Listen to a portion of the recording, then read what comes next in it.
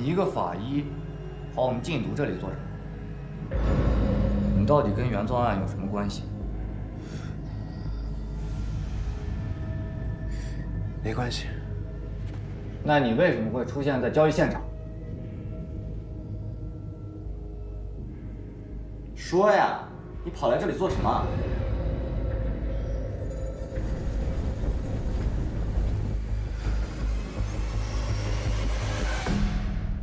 不仅仅是我，这个局里，甚至是兰子走后遇见的任何一个人，都有可能是凶手。我们肯定会去调查每一个有嫌疑的人，但是目前，你的嫌疑最大。尸检报告当中，兰子的胃里有没有糜烂性出现？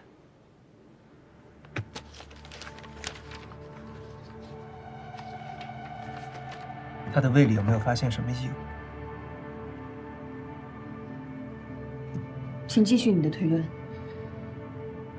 一个死于氰化钾中毒的人，你们却找不到凶手是在什么时候、什么地点下的氰化钾，那这说明氰化钾早就在兰子体内了。你的意思是，没有凶手，邱兰子自己毒死自己？你们之所以会在那瓶水上验出我的指纹，那是因为那根本不是兰子该喝的水。朱队，朱队，齐主任怎么说？他认为氰化钾早就存在于邱兰子的体内。他怎么知道的？报告不是刚刚才送进去吗？你知道有一种办案的方式叫隔空办案吗？就是人没有到现场，但可以根据现场的状态以及尸体的状态还原真相。说是少数的法医可以做到这一点，齐死者就是其中一个。高原，去实验室查一下他用过的器具，跟邱兰子手边那瓶水做下比对。好，我也去。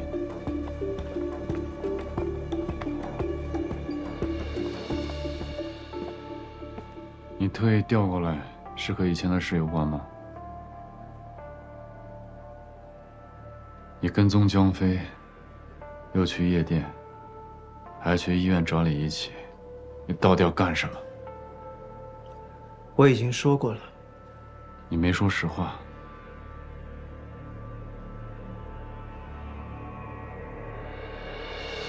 韩风，你真的相信我会杀一个刚认识不久的实习法医吗？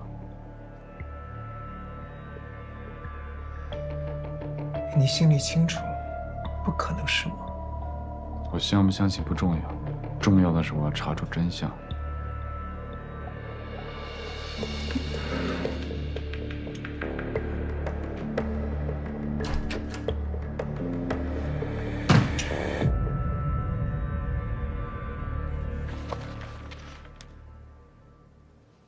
既然他已经开始协助查案，你们是不是可以考虑一下，把我们调查出来的部分信息，适度的让他知道一些，这样的话呢，可以尽快找到凶手。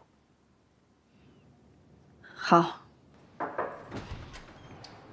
高法医，哎，麻烦你帮我们检测一下齐主任的水和泡腾片，有结果告诉我们。好，好，谢谢。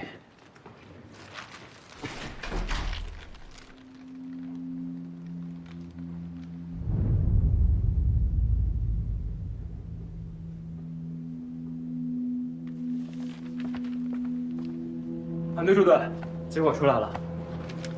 报告上显示，两个人喝的水里都检测出了对方的唾液。所以邱兰子误拿了他的水。对，兰子死前喝的那瓶水应该就是齐主任的苏打水，而齐主任的包里只是普通的矿泉水。好，先走了。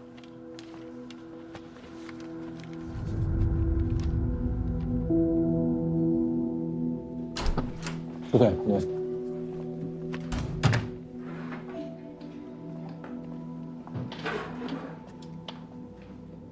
你们现在应该已经知道，那瓶水上为什么会有我的指纹了。我想知道你为什么说氰化钾早就存在于邱南子的体内。兰子平时应该有用药的习惯。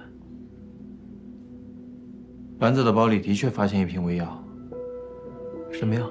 奥美拉唑。事件还发现了什么？胃里发现了2个药物胶囊，外壳有被融化的迹象，其中有一颗有破损。最后一个问题，兰子的药瓶里还剩几颗？还剩1颗。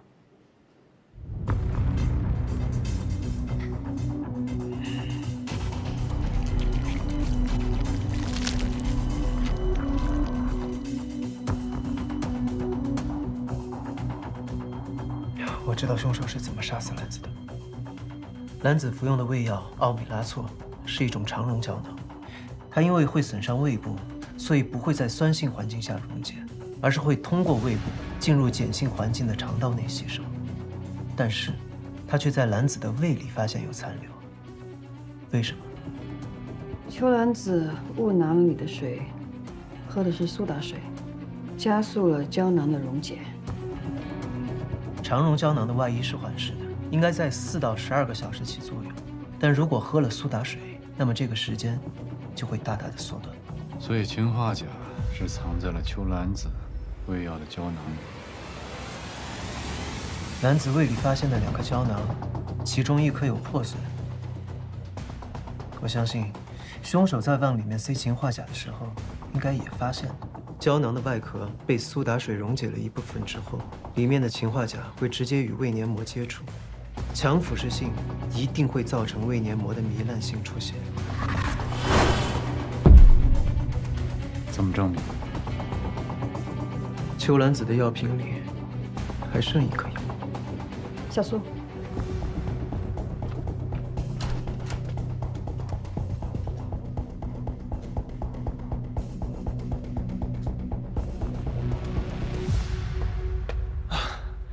不好意思啊，赵医生，本来跟和珅的合作都要结束了，听说你要出国了，还要麻烦你回来帮忙。没事儿，你们有需求我肯定会来的。出什么事儿了？要我检测什么？戚主任之前推论，死者可能服下了含有氰化钾的奥美拉唑胶囊，但因为误喝了苏打水，使原本应该在肠道里溶解的胶囊提前在胃里溶解。胶囊的外壳已经在死者的胃里找到。所以这次麻烦你过来，是需要帮忙检测一下死者药瓶里仅剩的1粒药丸。我来做。麻烦了。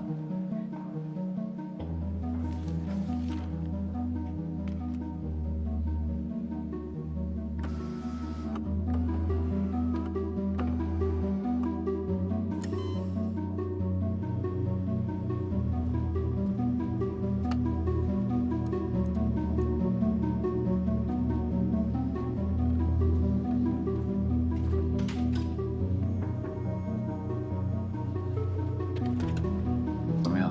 邵医生正在检查药丸呢，结果估计还得一会儿。把所有证据都比对好，不要遗漏细节。在这儿等。好。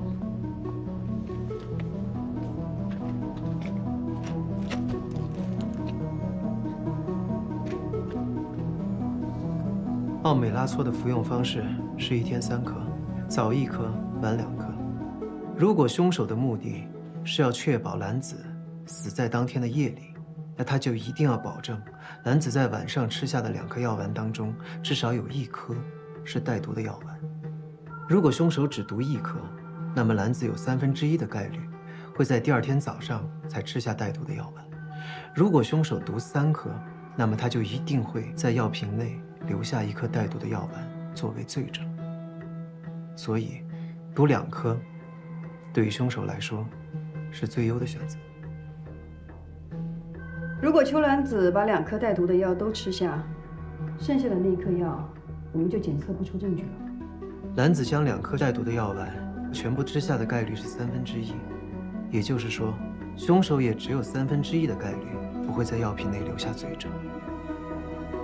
所以我们只能赌剩下的那1颗。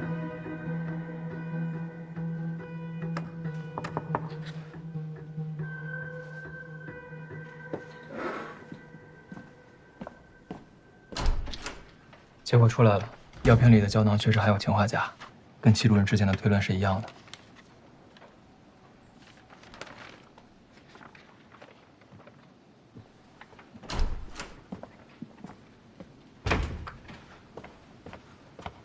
齐法医，你暂时摆脱了嫌疑，可以离开了。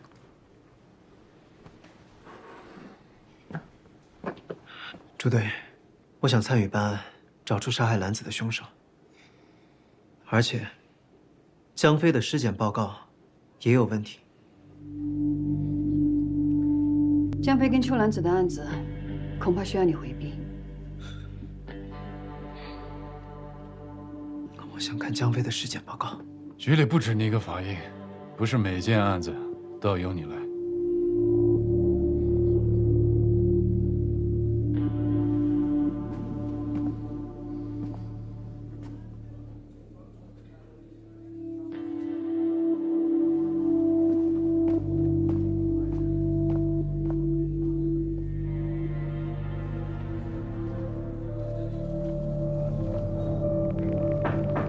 进来。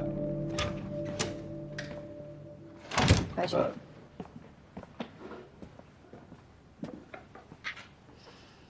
齐思哲摆脱嫌疑了，对，他还查出了邱兰子的死因。齐思哲是一个优秀的法医，他也很知书达理，所以对于你们对他进行审讯的必要性，他不会责怪你。对了，白局，您知道他的过往吗？他出了很严重的车祸，当时我还以为法医界会永远失去这个人，可我没想到，他用了1年的时间做到了普通人3到5年才能达到的复健效果，可想而知，这个位置对他有多重要。但是他又是一个固执的人。韩风也一样，你们3个当中呢，你是最冷静、最理智的，所以我希望你把他俩能够凝聚在一起，好好办案。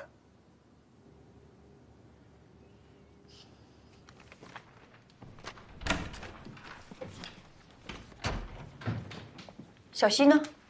我让他去查788夜店视频了，我觉得还有些疑点。我们在邱兰子的胃药里检测出了氰化钾的成分。能够近距离接触它，并且能够随时调换它贴身药物的，我们有理由怀疑是少用多了。邱兰子曾经也提到过江飞尸体上有疑点，回头让高法医重新检查一下他的尸检报告。小苏，扩大范围调查邱兰子、江飞、李一奇周边的人物关系，尤其是邱兰子。好。韩队，有什么要补充的吗？可以。先这样。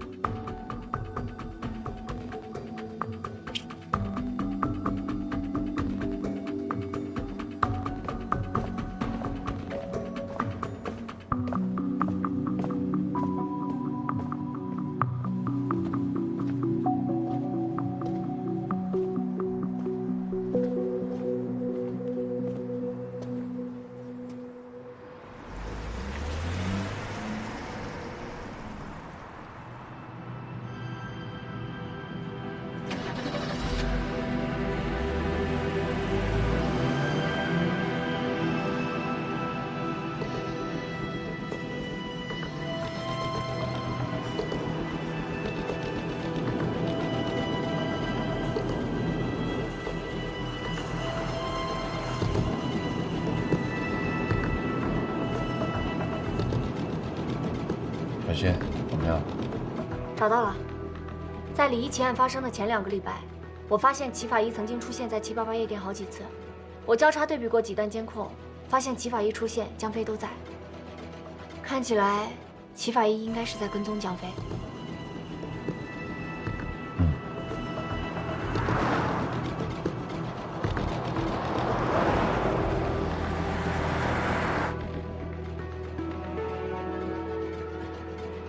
朱队，这是齐思哲的资料。他2年前发生了很严重的车祸，他车上一名女性乘客当场死亡。不对，他还有什么问题吗？你先去忙吧。好。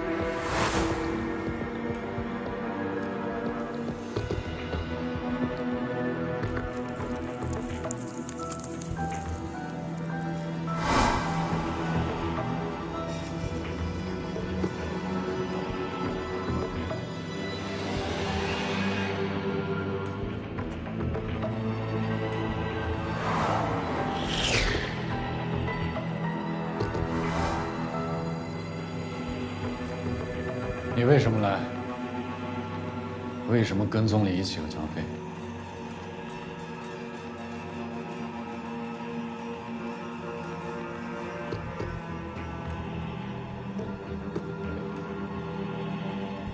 你知道为什么？因为跟小飞的死有关。原钻。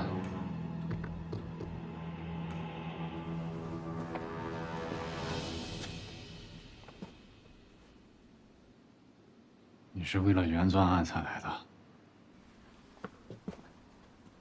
江飞的死不是意外，是他杀。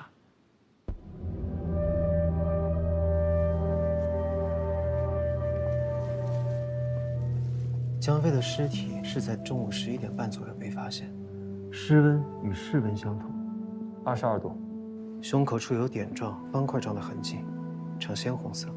尸体侧面的尸斑呈片状，暗红色。有什么问题吗？鲜红色尸斑跟推断的死亡时间有冲突，室温下降速度属于异常，这存在2种可能：第一，凶手有意要混淆死亡时间；二，凶手的行凶手法会影响尸体的温度。我认为2的几率大于1，因此，我猜测江飞很有可能冻死，在江飞自己家吗？ 可是他家并没有这样的环境啊。有一个地方可以。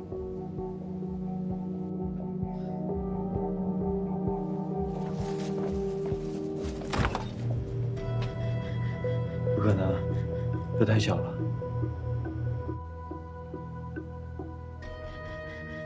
凶手如果是将江飞塞进冰箱里，那么江飞的尸体上一定会留下很多伤痕以及痕迹。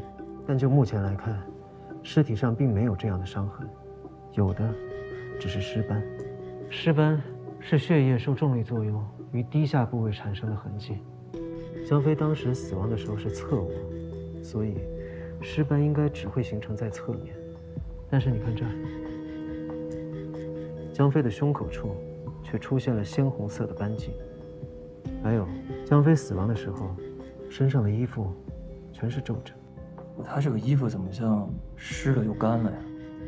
包括他的手指以及脚趾都出现了因为长时间泡水在渗透作用下才会出现的皱褶。江飞本就是不修边幅之人，他的衣服褶皱也不奇怪。我们发现尸体的时候，发现浴缸底部有些水，他的皮肤褶皱应该就是泡水导致的。那按照你的推论，当时他的手指、脚趾并不会接触到浴缸底部的水。 不应该有褶皱才对，但实际情况并不是这样。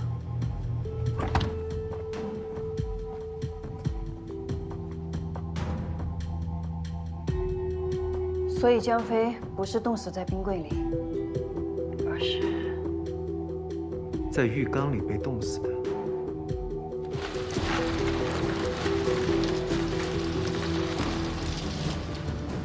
江飞家的浴室那扇窗户一直都是开着的。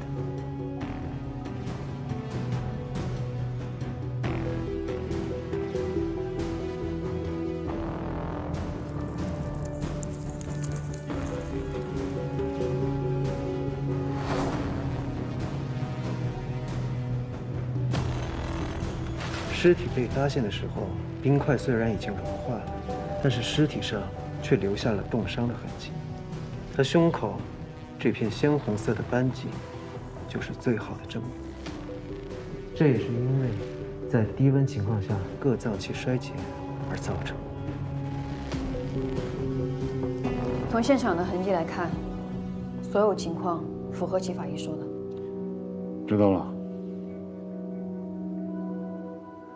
所以韩芳，你现在愿意相信江飞的死不是意外，是他杀了吗？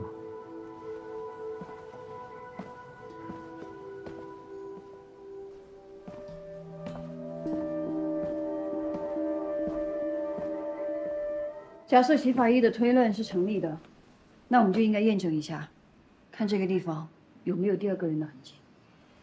再仔细搜一下。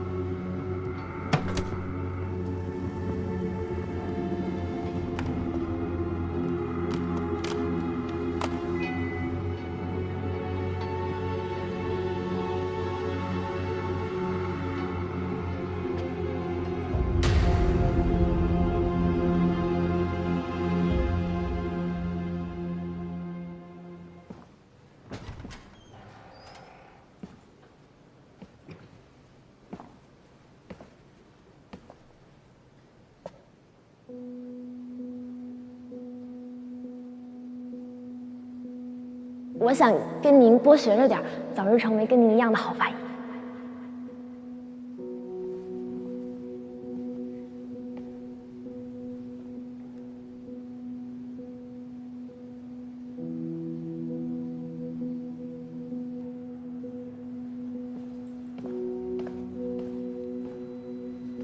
朱队，江飞的案子有没有什么新的进展？你都摆脱了嫌疑，为什么还要查江飞？我知道你很关心江飞的案子，还有李一奇的案子。我也知道你有能力带我们接近真相，但是至今为止，你也没有向我们解释清楚，在这2个案子当中，你出现的巧合，包括这一次，你为什么会独自去查江飞？我希望你回答我的问题，并且在我信任你之前，我不会回答你任何与本案相关的问题。朱队，我是一名法医，当死亡发生的时候，只有法医可以替死者说出他们死前究竟经历了什么。而且，我相信，不管是谁，即便是像江飞这样的毒贩，他们也有权利得到一个真相。我在江飞的案子看到了他杀的可能性，所以我一定要查出真相。但是他又是一个固执的人，韩风也一样，所以我希望你把他俩能够凝聚在一起，好好办案。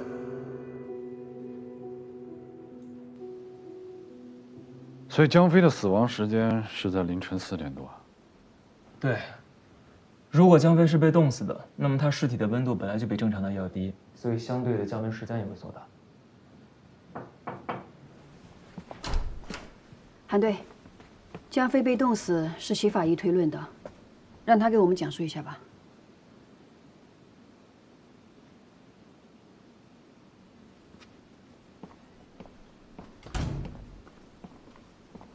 现在只知道江飞是被凶手冻死的，但是没有任何线索可以找到凶手。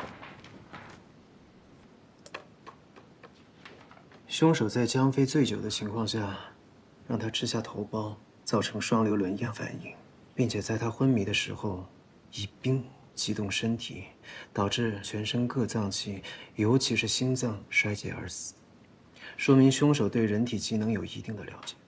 高法医，第一次解剖化验之后，胃里的食物残渣具体有些什么？胃残渣里有9个红肠，没有头孢。但是江飞家桌子上的头孢已经是打开的，且药理检测验出了有成分。红肠没有被消化，这说明死者生前最后吃下的食物就是红肠。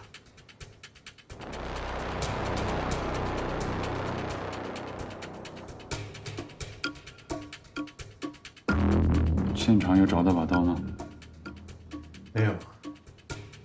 红肠有被刀切过的痕迹，却没有找到刀，会不会被人拿走了？江飞的尸体上没有任何的外伤，就算有刀，也不可能是凶器。凶手为什么要把刀带走？你们在现场做卢米诺了吗？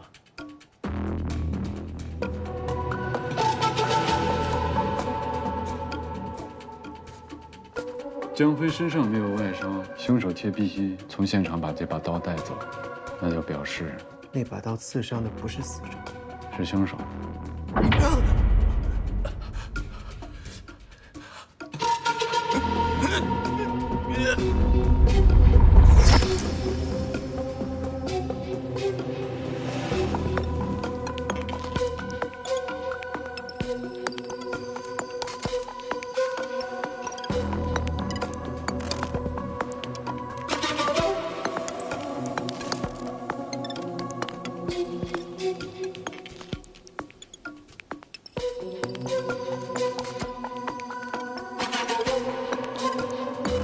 这如果不是江飞的血，就只能是凶手的了。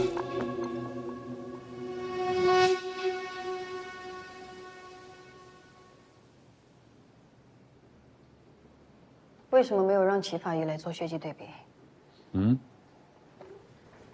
比对结果出来了，资料库里没有符合的记录。谢谢啊。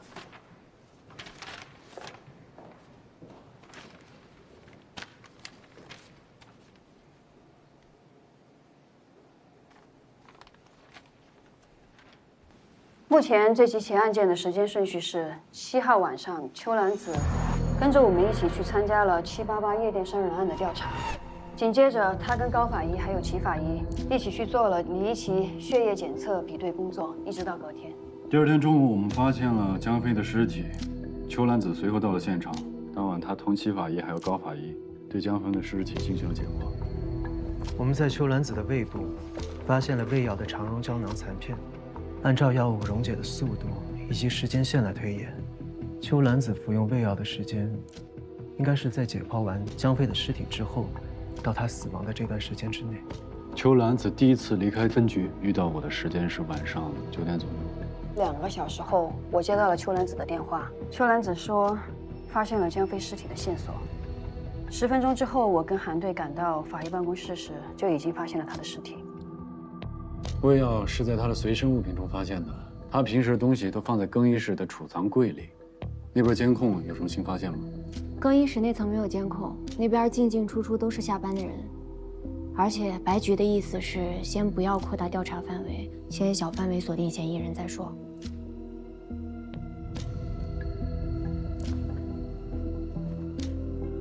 那么邱兰子最有可能服下药的时间是在离开分局到再重新回来这中间，只是我们不知道他去了哪，见了谁。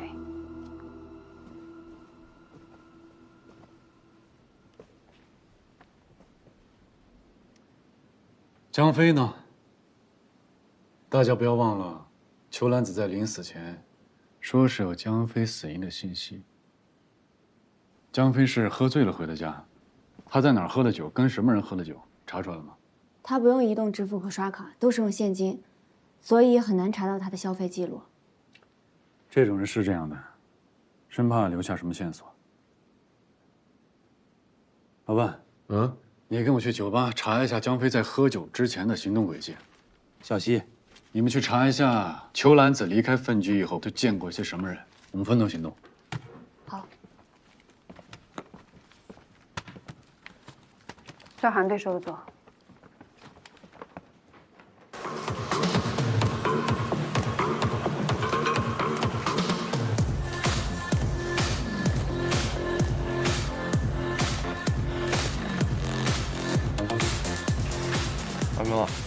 就是。别介啊，韩哥。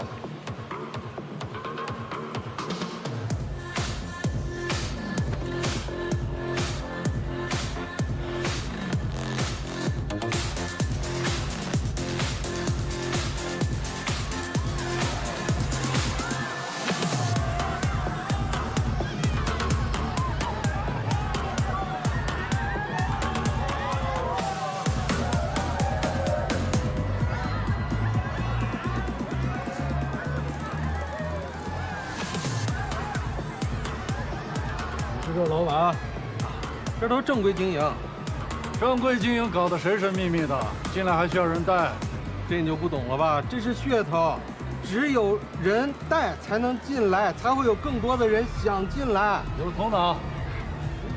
既然进来都需要人带，那前天带过什么人你都应该知道吧？警官，我这每天这么多人，我怎么记得住啊？带我们去监控看。警官，你得有协查通知单。协查通知单是吧？嗯。我现在给我治安大队的同事电话，让他们来协查一下。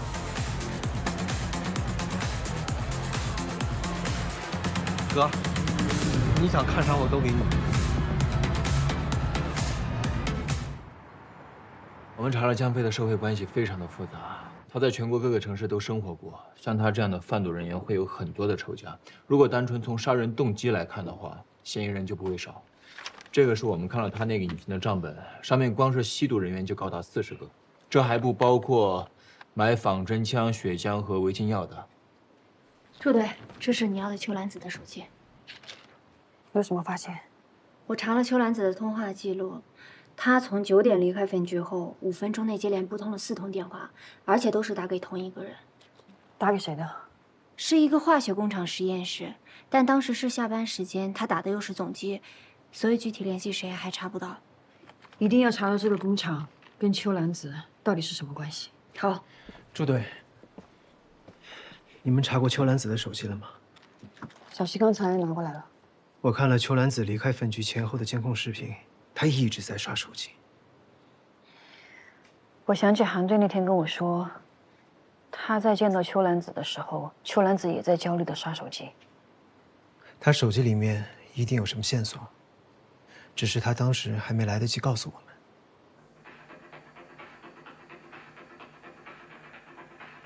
停。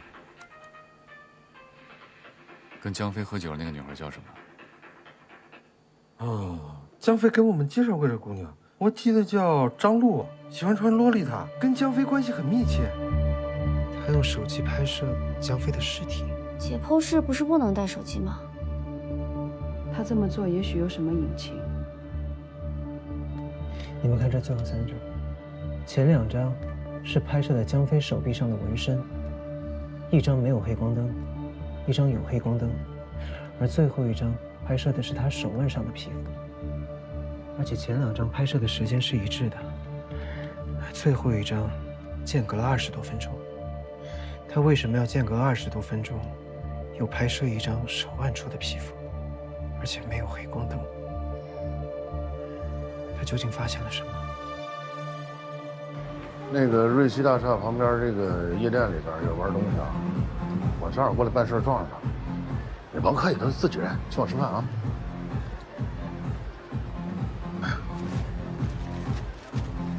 老板，辛苦了。有啥可辛苦的？我是朱队嘛，非让我跟你一块出任务，没什么可辛苦的。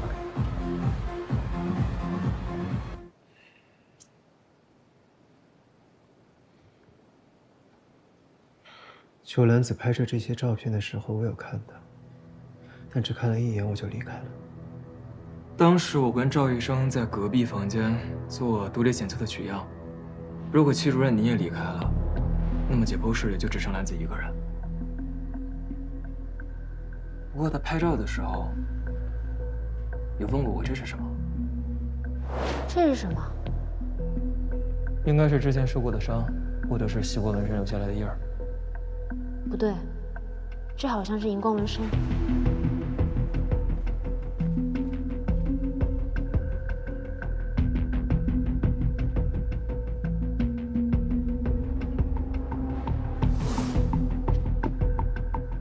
2张拍摄左手小臂的纹身，1张原色，1张黑光灯。如果按照前2张的拍摄逻辑，那么应该还有1张黑光灯的照片。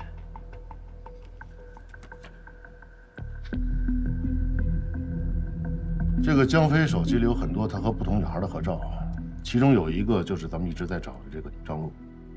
张璐24岁，家住合成新华大道无机化学研究所实习研究员，本科是化学专业。他和邱兰子认识，2人是高中同学，所以一起租房子，做过短暂的同屋。我们查到的通话记录里，邱兰子最后打的电话就是打到张璐的工作单位。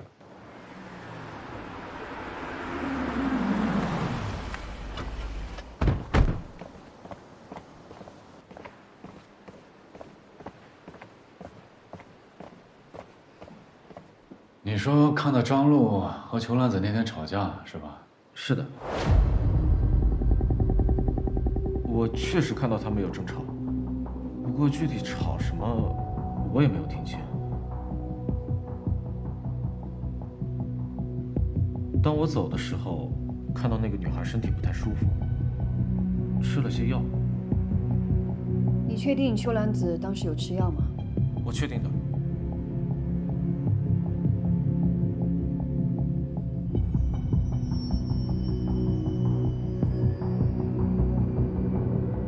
张璐人呢？韩队，已经根据您给的信息全程布控。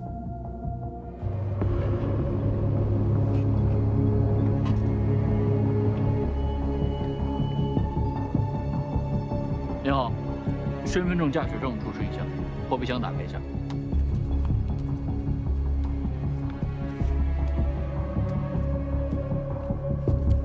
你是张璐吧？张璐，请你配合调查。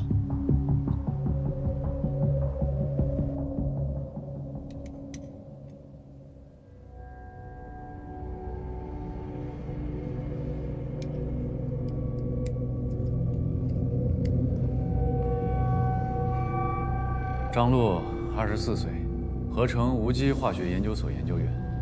8月7号晚，你是不是和江飞在云金大厦地下酒吧喝酒？是。然后你就跟他回家了？没有，我喝了几杯就回自己家了。有人可以证明吗？证明？什么证明？我一个人住，能有什么证明？那就说明没有人可以证明你当晚是在自己家过的夜。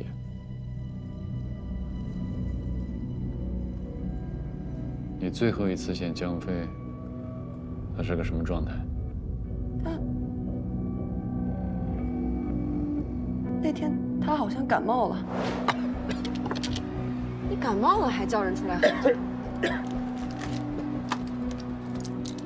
你听没听说过头孢配酒，一带就走？那是头孢配酒，天长地久。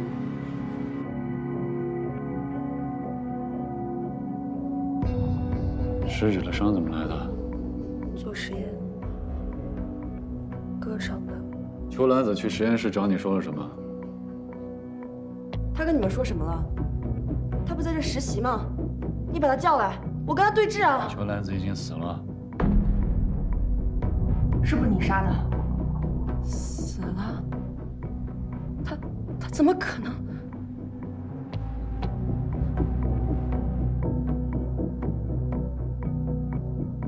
张璐，现在怀疑你是江飞、邱兰子被害案的重要嫌疑人，你还有什么要说的吗？如果张璐的血迹跟我们在江飞家采样的血迹吻合，那他就最有可能是杀害江飞的凶手。我没有杀人，我没有，我真的没有。你就老老实实回答问题。他都跟你说什么了？他跟我说。江飞死了，他在尸体上看到了我的名字。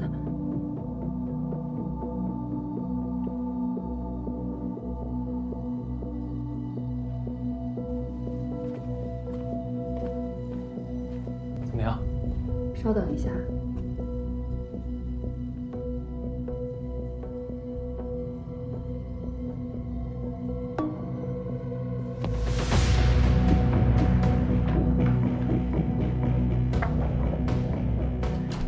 支队，比对结果出来了。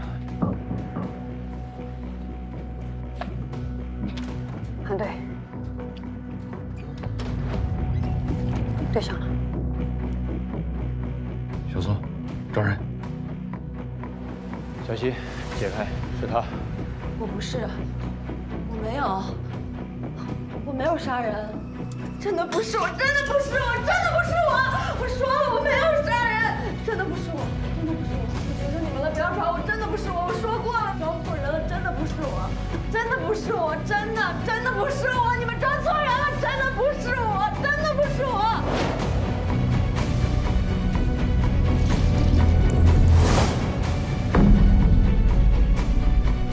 我们抓错人，凶手